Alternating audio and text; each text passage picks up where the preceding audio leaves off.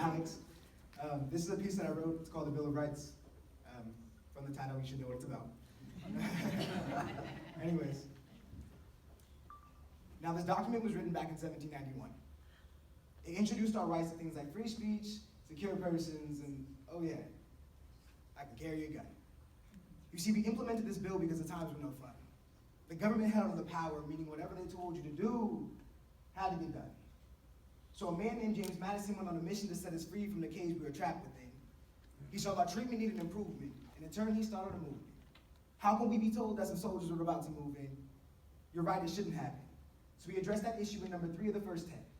No soldier shall, in time of peace, be quartered in any house. This is just one of the rights we got from not shutting our mouths. You see, to achieve change, we really have to fight for what we want.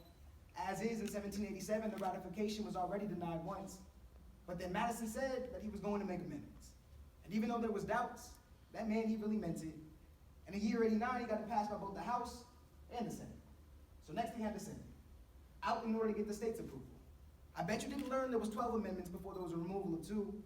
But sometimes you gotta do what you gotta do. And the fact the bill got passed was a perfect form of proof. And he also knew he could add more later. The funny thing is, the idea to allow post-change was only created so certain states would no longer be bill haters. At the end of the day, I really don't care. I can sleep easy knowing amendment number 1 allows me to talk about how our government is just as messed up as Donald Trump's hair. And amendment number 2 allows us to bear arms.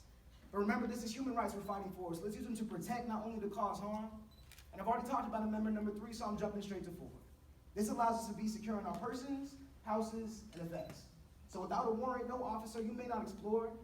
Now let me dive into number 5. This allows me to not be charged for the same crime twice. If this wasn't true, we might have half of our population serving life.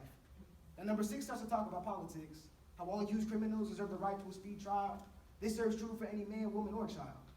Now I could keep going, but I think I'm gonna stop now.